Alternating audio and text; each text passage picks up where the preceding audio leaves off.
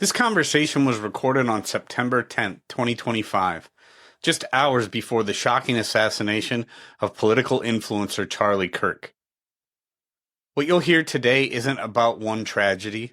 It's about the patterns that make tragedies like this possible. My guest, Phelosha Collaros, knows those patterns all too well. Her family lived through Colombia's Violencia, and the parallels to what's happening in America today are impossible to ignore.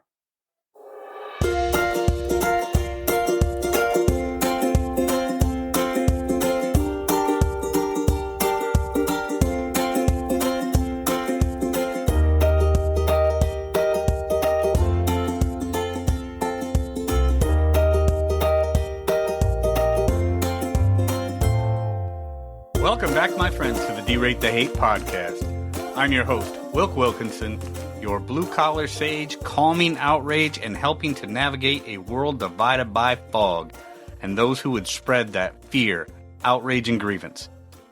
The 𝙃𝙧𝙤𝙀 podcast is proudly produced in collaboration with Braver Angels, America's largest grassroots, cross-partisan organization working towards civic renewal. This podcast amplifies the mission that we share to foster a more respectful and united America where civic friendship thrives even when we disagree. Each week, through the power of story, conversation, and connection with incredible guests, we work to build bridges instead of barriers. Not to change minds on the issues, but to change how we see one another when we differ. Because, friends, it really is about bettering the world one attitude at a time.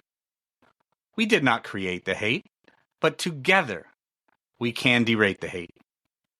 So be sure to subscribe wherever you get your podcasts, share it with a friend, and visit braverangels.org to learn how you can get involved in the movement to bridge the partisan divide. Friends, I am so incredibly grateful that you have joined me for another powerful 𝙃𝙧𝙤𝙀 episode. So let's get to it. We recorded this episode on September 10th, unaware that just hours later, our nation again would be forced to confront the horror of political violence. The news of Charlie Kirk's assassination shook many of us, not only for its loss of life, but for what it says about the deep fractures running through the fabric of our nation. My guest today, Phelosha Collaros, understands that kind of fracture in the most personal way. Her Colombian family lived through La Violencia, a brutal, partisan civil war between liberals and conservatives that left more than 200,000 people dead. Her grandparents' politically mixed marriage meant danger in every single town, because every town was red or blue. Now serving as vice president for board governance and strategic outcomes at St. John's College, and as the founder of depolarization.com, Phelosha has made it her mission to help America learn from Colombia's past, to recognize how words become walls and how unchecked rhetoric can turn into real-world carnage. Today we explore what drives polarization, why outrage entrepreneurs profit from conflict and division, and how we can still build a civil society grounded in trust, belonging, and our common humanity. This isn't just a history lesson, it's a warning. And if we're willing to listen, a roadmap to a better future. Stick around for this incredible conversation with my friend, Phelosha Collaros. Here we go. Phelosha Collaros, thank you so much for joining me here on the 𝙃𝙧𝙤𝙀 podcast. It's a great pleasure to see you today. Oh, it's a pleasure to see you. Well, thank you so much for having me. Yeah, this is a treat. I get to speak with another one of my friends that is, I believe you're a gold member with Braver Angels, right? It's President's Circle, man. They were the first when I was seeking an organization or any solutions to what was happening in our country. I had a board member at my own organization turn me on to Braver Angels, and it was a lifeline. And so I've just been, a supporter ever since. Yeah, that's wonderful.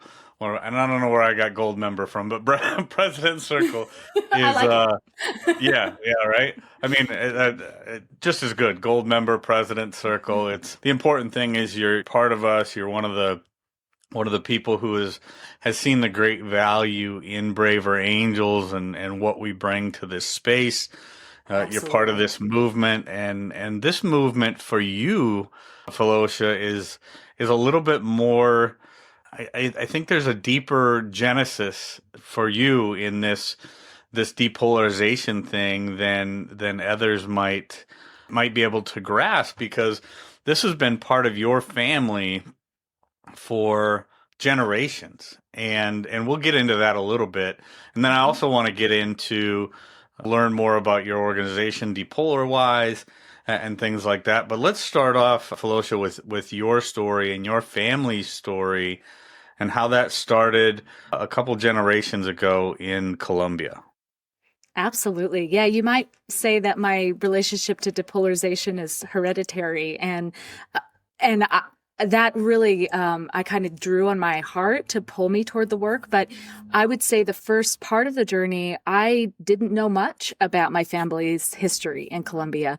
I think, as many immigrant families do, you come to America from a place that's challenged, maybe has political instability or issues, and you want to start over, start fresh. And my mother was that type of person. She didn't really talk a lot about the past in her country.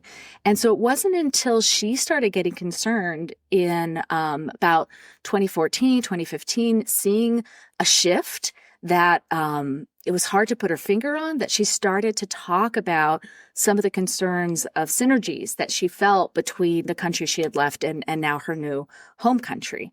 A lot of immigrants from challenged areas in the world, what they want is for their kids to be safe, right? And their Right. families to be safe and prosperous. And so I think it was a real wake-up call for her when she started to see some of the markers that were similar here with what she had experienced. Although she was a very young child in Colombia when La Violencia, which is what we're talking about, happened. So it was, kind of a multi-year civil war between the liberales and the conservadores in Colombia. Their parties are just called right what they are, right? The Liberal Party and the Conservative Party. And her parents, my grandparents, were in a mixed political marriage, right? So my grandma was Okay. a conservadora, my grandfather was a liberal, and they fell in love and got married in a time of kind of relative political lull in the country. After a small war with Peru, when everybody kind of rallied around Colombian citizenship, and they met and they had this connection that was beyond their political identities. But as that faded, that kind of unity faded, and the civil conflict started to rise again, they found it very challenging to keep their family safe. Towns politicized. So you would be in a liberal town or conservative town. And eventually it would be known that they weren't of the same political party. So the family really wasn't safe anywhere at the end. That is horrific. Just thinking about that, and when we discuss the parallels that are happening in the United States to other places that have gone through these strifes, you talk about that kind of small moment of unity after the fight with Peru, and then how things started to progress. And people, I think a lot of people in the United States don't fully grasp the idea of how that can happen. I mean, as right now, I mean, as of the date of this recording, which will be a number of weeks before this will air, but as of the date of this recording, tomorrow is the anniversary of 9/11. 9/11 2001 was one of the most horrific attacks on our homeland in anybody's recollection, right? In anybody that's living today, or most people that are living today, cannot think of a time in this country where we've been attacked and this thing. And I think about the unity that we Yes. saw after 9/11. As a country, we all came together. People were driving around, flags on their windows, and things like that. And it's USA against these evil entities that came to our shores. And then we've seen over the past 25 years how the right wing of our country and the left wing of our country have started to become more extreme and push themselves further away from the middle, and I get so concerned about stories like your family's, Phelosha, where in Colombia, and for people who are listening to this and aren't familiar with the Violencia time period in Colombia, think about the movie Encanto, the Disney movie that came out a few years ago, and I know it's one of my daughter's favorite movies, so we've watched it all the Yes. time. And we see the guys on horseback, and we see the whole thing where they're chasing down this young family, and they got the three little babies, right? And it's just this horrific sense that kind of thing could happen, and not long after a moment of unity in a country that was at one time together on things, but now they are separated by violence and just this horrific thing based on political ideology. So talk a little bit more, Phelosha, about how you said it wasn't safe for them as a politically mixed marriage to it really, I mean, I don't know if people can grasp this, but there were towns and areas in the country where it was strictly for liberals or strictly for conservatives. If you're in a politically Absolutely. mixed marriage, there is no refuge, right? There is no safe place. Talk a little bit more about that, and how your family kind of kept that. I mean, as I recall from some of the works that I've seen of yours, they didn't talk about it for the longest time, but they started to talk about it more. Was it more recently or? Right. Yes. Well, and I think part of it is because um, the the question that you asked is absolutely the right one. How do you get there? Right. You had a situation in Colombia, and for anybody who's kind of enamored of entertainment around narco trafficking and kind of the more modern Colombia, I think it's important to understand that the whole narco environment in Colombia came after the political conflict, after the political violence, as a way to continue political conflict and fund that. So the genesis of the violence in the country really was a political conflict between liberals and conservatives. And it was, as I learned about it, really impactful to me because a lot of the civil wars that we hear about that have captured our imagination in terms of how can humanity get to this point have conflicts around maybe religion, maybe ethnicity, maybe the two cultures don't speak the same language. And so you see this inherent misunderstanding already in these conflicts because people are coming from different worldviews in a way that we're used to thinking about, right? Ethnicity, religion, and other identifying issues, language, nationality. But within this civil war, you had people that speaking the same language. They were basically all Catholic. Their divide, their identity divide was a liberal and conservative divide. And so when my mother started to talk more about her experience, I just became obsessed with how did Colombia get there, and where are we on the path toward this type of conflict? And then, by extension, can we turn the corner into a different direction? And I would say there was a couple of things that really stood out to me as we started to actually travel back to Colombia and go to historical archives, go to libraries, talk with archivists, talk with survivors, some of the last living survivors of La Violencia, and ask them what their experience was. Talk about how people were pushed out of towns or cities.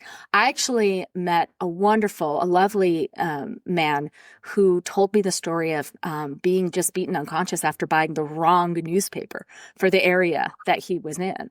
And it just being noticed, and people jumped him around the corner. He was not the right political party for that area.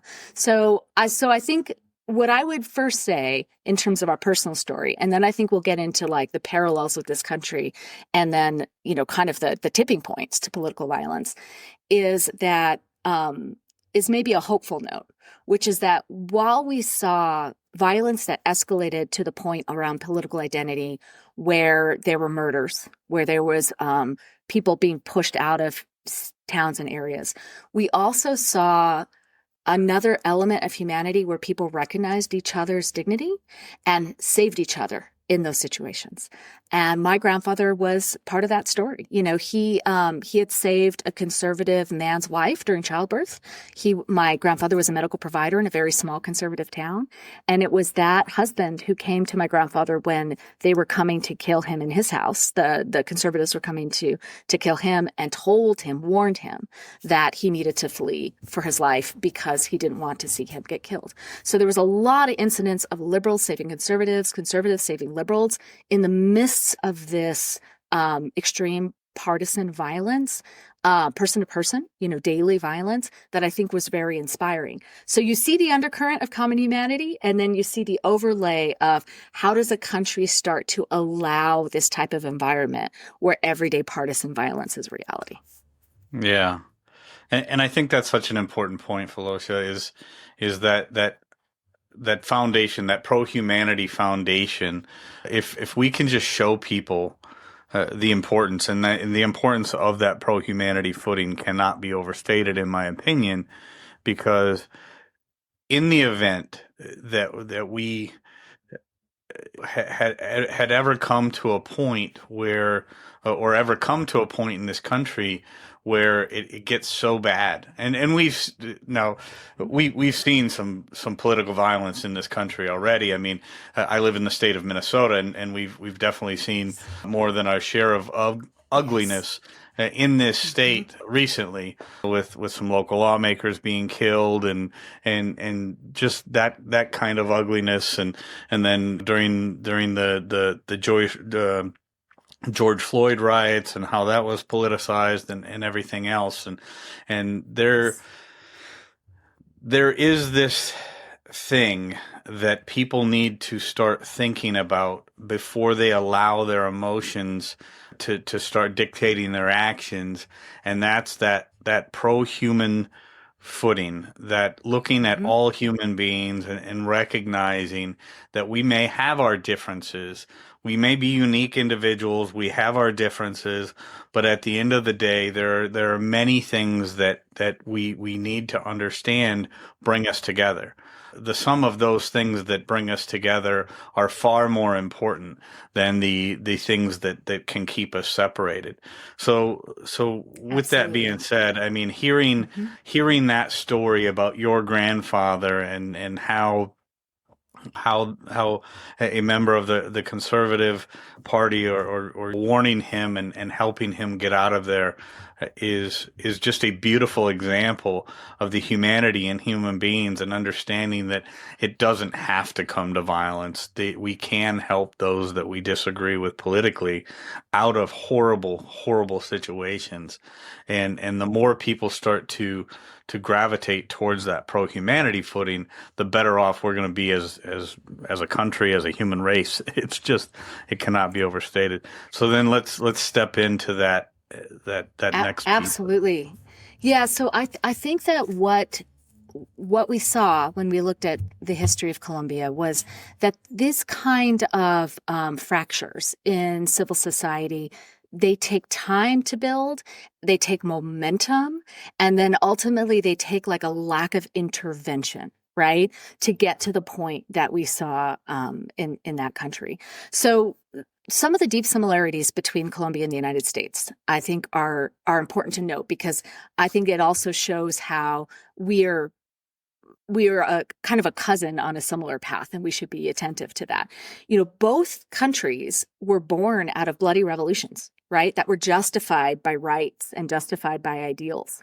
Actually, the founders of Colombia were very interested in the founders of America and the same kind of Enlightenment ideas that were coming out of Europe at the time, that was encouraging these revolutions from the kind of seats of kings in Europe, right, in these new American colonies. So similar bloody revolutions, similarly formative civil wars, right? So we had a formative civil war, so did Colombia, that was shaped by ideology. So not, again, by opposing ethnic or religious groups, but again, a formative civil war between liberals and conservatives in the past.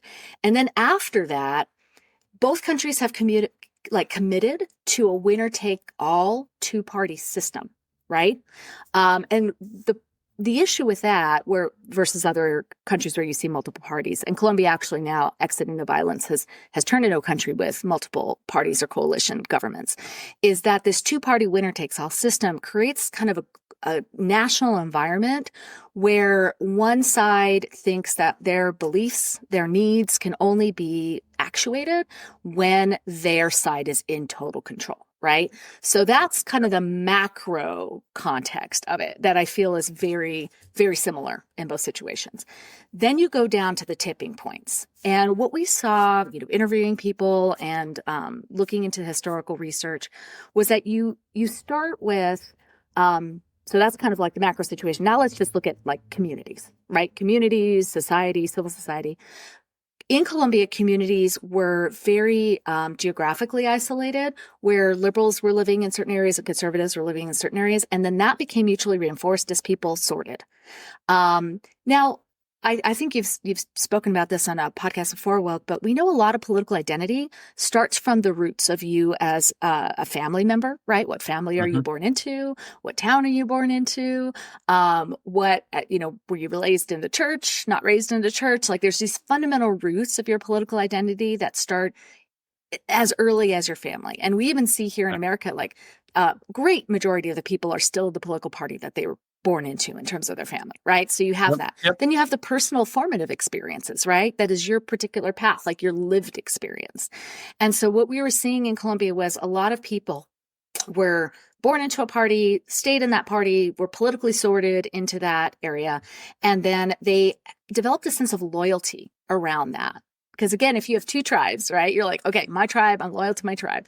We actually interviewed a delightful woman who said that her sister married the opposite political party and defected. So it was that kind of feeling, of that like you're in or you're out, you're loyal or you're not loyal. So then that what happens, and I know you've talked about this too, in terms of quoting Monica Guzman, right? Like if you have limited interaction with people of the opposite side, you have this overactive imagination about who they are, right? Is that pretty much what she says? Yeah, she says those who are underrepresented in our life will be overrepresented in our mind and our imagination.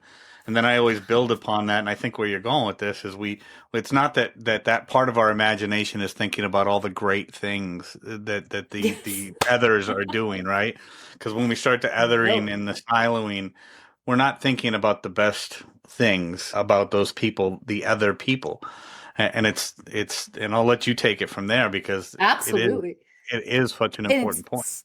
Stereotyping comes from that, right? A type of prejudice, in this case, partisan prejudice, and then comes in kind of the conflict entrepreneurs, right? And we see that in this country too. There are people that are increasing their bank accounts and their political power by being conflict entrepreneurs.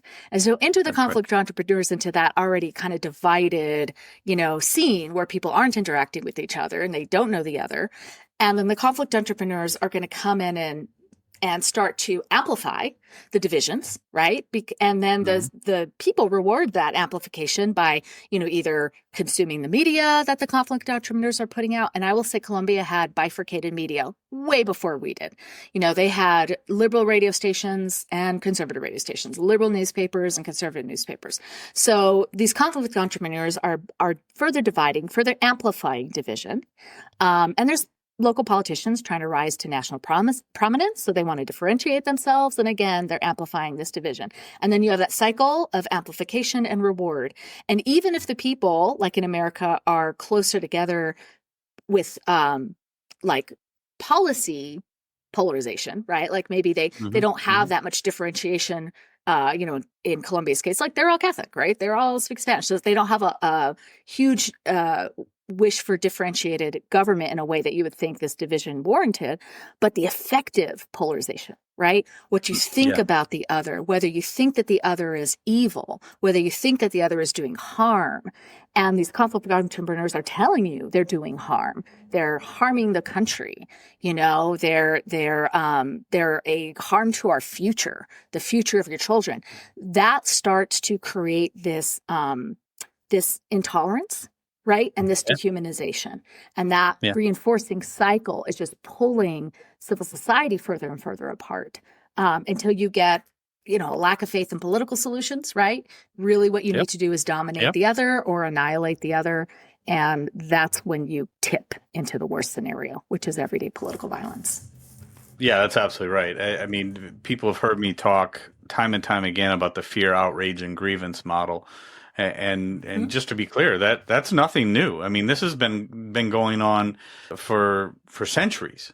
And the reason it has been going on for centuries is because it's very effective. And you talked about effective polarization, and I know Amanda Ripley calls them conflict entrepreneurs. I call them outrage entrepreneurs Yes. and grievance grifters and things like that. The reason that we have people that do that is because they know how effective it is. And like you said, they're either doing it typically they're doing it for money or for power. And then unfortunately, a lot of people, especially with the onset of social media, people become influencers. They kind of get wrapped up in it. They start to feel this thing and that comes along with the impressions and the clicks and the things, and it's an ugly thing, but when we think about the effective polarization that it causes and how we start to feel about those people on the other side, and you made such a great point, Phelosha, about people lose faith in the ability to come to a political solution because often they see the politicians as being those people who are actually benefiting from the division. And 100%. when they see that, they go in their mind, and it's hard to fault people for believing this, because when they see that thing happening from those who are supposedly representing us, which is why I came up with the phrase, those who represent us are far too often not the best of us. When they see that, they don't see a political solution to it, and they that whether it be going to Monica Guzman's point of overrepresented in our mind and our imagination, and then we start to believe the worst of these people, and then it's an exponential process.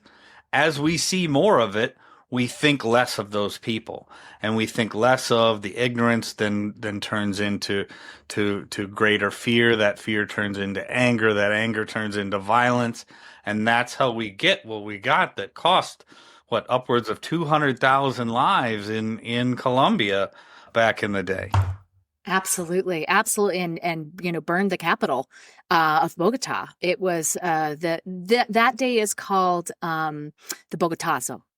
And that was kind of the final match on the powder keg. You saw a lot of rural regional violence in Colombia, citizen on citizen violence. That's where I keep going back to. It's like how does it get to the point where citizens are taking it into their own hands? What we were just talking about, it's not going to be a political solution. So if these people are evil, if they're a threat to me, if they're a threat to my future, I'm just going to take this into my own hands. So we saw that start in rural kind of outposts first, where the government or infrastructure for policing was less.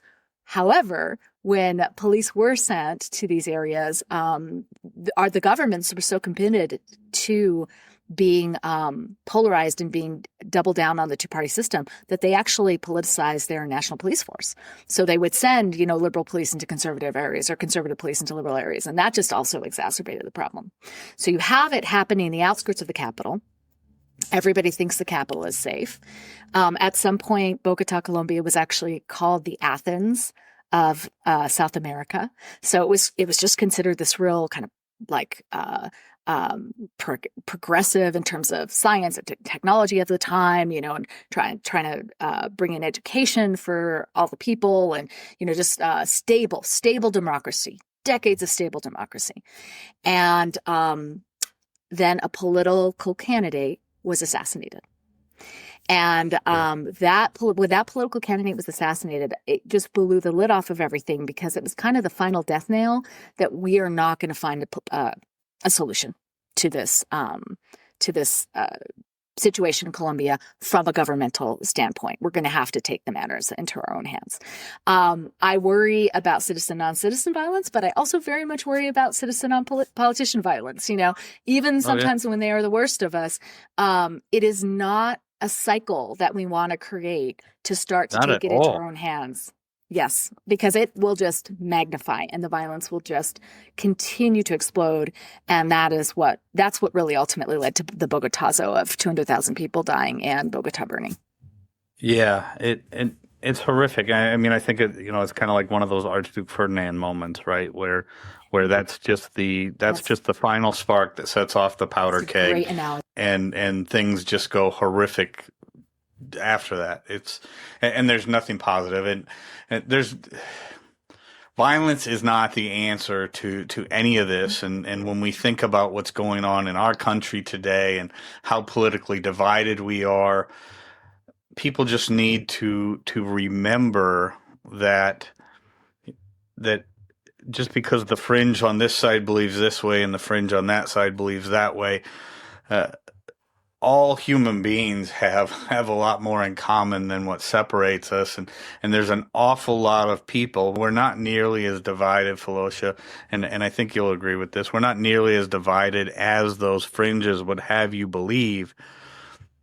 Yeah, but when we don't take note of those things that we are consuming and then have a consciousness of our own biases and how those different things that we are consuming are affecting us, things can get ugly pretty quickly in our own bubble, in our own mind, if we get stuck in our own silo and we don't pay attention to the others and we start doing that othering and the siloing and things.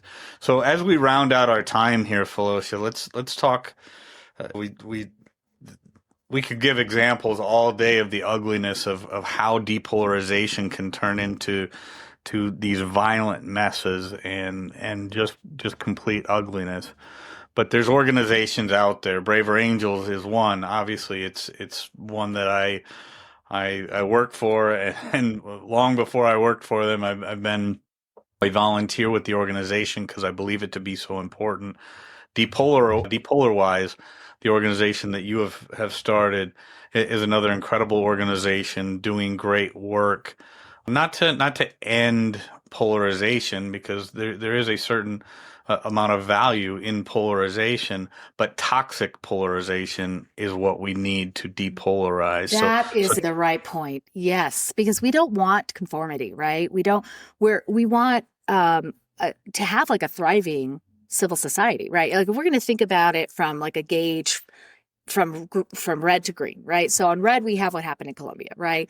Really low social trust, really low belonging, really low, kind of structures and institutions that were helping, and political violence. But if we're looking at this gauge, like let's move it to green, where we have very high functioning civil society, civil society that can then solve problems through government, through institutions, right? A civil society where there's high belonging, where there's high social trust. Like, how do we move that gauge? And I think that there are 4 points that came out in the kind of reflective research between Colombia and America. And then I'll talk about how that kind of inspired me to create Depolarize and the other things that we're doing, because there are intervention points. There really are. And the more people who know about those intervention points and engage in those interventions, we have that opportunity to not follow history, right? We have the opportunity to create our own future. And I think it's so important to focus on that. So thank you for bringing that up. I mean, I think the first thing really is distancing yourself from conflict entrepreneurs, right? I think when we have this kind of identity stacking where, I see myself in this tribe or in this tribe, and I'm only consuming content from conflict entrepreneurs, then you kind of get stuck in a bubble.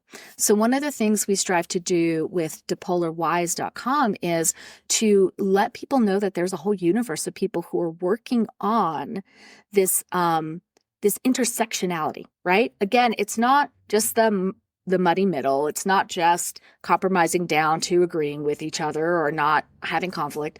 It's people who are really grappling with and finding that way forward by working toward the center away from the conflict entrepreneurs. So we have a lot of books that people can read, constantly adding more books, constantly adding more news sources that are focused on analyzing both sides and then, bringing together a perspective that people can still have their own opinion about, right? But that it's not geared toward driving division. We have a lot of podcasts like your own on the site. If people are audio learners, they can find their way through that. We have a lot of videos. If people are visual learners and they want to understand more about depolarization and interventions and organizations through video, that's there for them. Organizations to join, such as Braver Angels, and other organizations to explore. So we just want to create this cluster, this universe of saying, hey, here's the whole depolarization and bridge building community. You are welcome to it. It's not mysterious. It's not exclusive. And it is growing and it is large. So we have this mindset that these extremes are, that they're the majority of people, but really the majority is in the middle, right? And we've heard many people talk about that silent majority or that hopeful majority. And so really demonstrating that majority outlook and giving resources for that majority. I think what comes from that is the second point of intervention, which is helping people know that they can be passionate about their beliefs and needs, which could be completely different from my beliefs and needs, but that they can have that passion and have those needs without partisan purity, right? I don't want these things for myself, my future, my family, because I'm a Democrat or Republican. I want these things for reasons of human flourishing, of ideas of what I think is going to make progress in this country, what's going to make a stronger civil society, and I can hold those beliefs and needs without this loyalty to one party or another, so that we can then have conversations across divides about how to actuate where are those beliefs and needs that we have in common, and what are the underlying values that we have in common, so we can make some forward momentum on that. And then I think that comes to like the two last things. One, now you're building positive interactions with people of the other side because you've gotten under these identities and these positions, and now you're working to solve problems, right? So we go from not having any interaction with people of the opposite side to having interaction with them, healthy conflict, maybe coming to third ways that might even be better solutions than we thought about in our own bubble, and solving problems together. And I think that at the end of the day, for effective polarization, working together to solve problems is the key intervention point that we should be looking at as a country. You're absolutely right, Phelosha. Being part of a community, interacting with people whose mindsets, whose thinking is different than ours, will be the best way to kind of tame that affective polarization. And those conversations are the same conversations that are going to bring us to real results, bring us to a way to work together to better our communities so that we can flourish as a nation. Phelosha, Collaros, thank you so much for this incredible conversation. Thank you for all you're doing. The website, again, is depolarization.com, also braverangels.org. We be part of this community, be part of this movement. It could not be more important. Thank you so much, very, very much, Phelosha. Thank you. My pleasure. Thank you for the wonderful conversation, Wilk. Friends, I want to thank you so much for tuning in. And if there's anything in this episode that provided exceptional value to you, please make sure to hit that share button. If you haven't done so already, please be sure to subscribe to get the D-Rate the Hate podcast sent to your email inbox every week. We really are better together, so please take a moment to visit braverangels.org and consider joining the movement towards civic renewal and bridging our political divides. This is Wilk wrapping up for the week saying get out there, be kind to one another, be grateful for everything you've got, and remember, it's up to you to make every day the day that you want it to be. With that, my friends, I'm going to back on out of here, and we will catch you next week. Take care.